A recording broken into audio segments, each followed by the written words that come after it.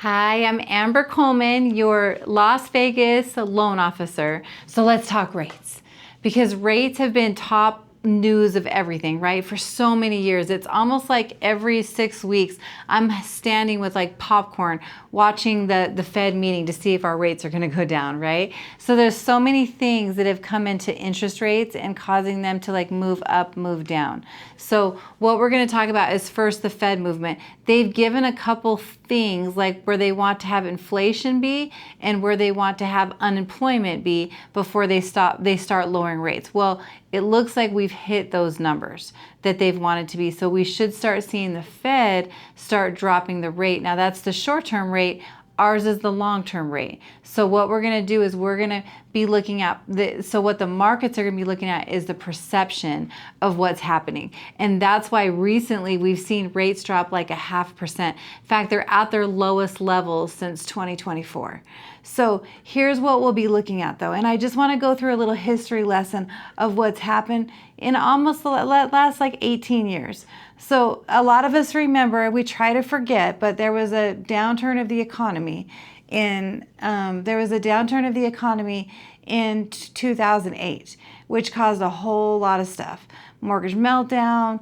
It was bad, right? We went through, a lot of us went through it, and it was a bad time. So that caused rates to drop to like the 3s, 4s for like 12 years. So 2008 to 2020, we were at a very low level in rates. And that became the new norm, even though we've never had that before.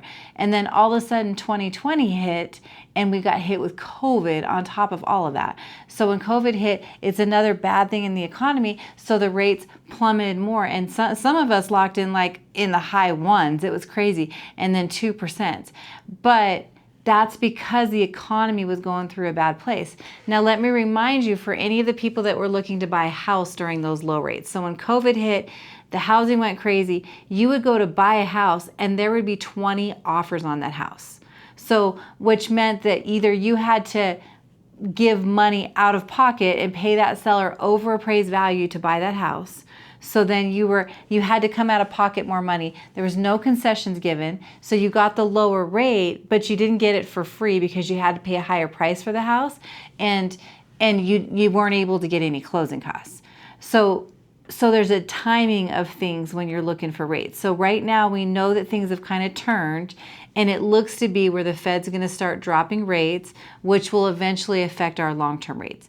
Now, will that happen over time? And will we see 3 to 4, 2% rates again? And I think that's what a lot of people are expecting.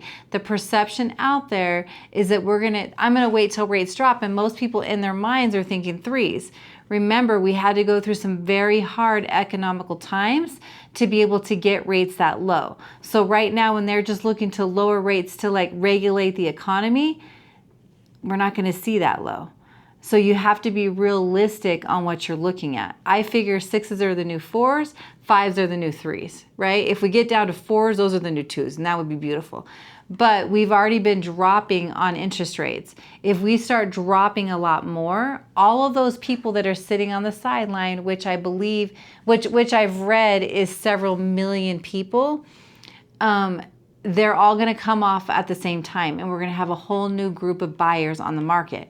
Our inventory right now is higher than it has been for the past couple years, but it's still at a low level compared to all the buyers that can buy. The reason why I'm going through and explaining this is because if you were to buy as rates started to do this, you know at some point you're going to refinance that house.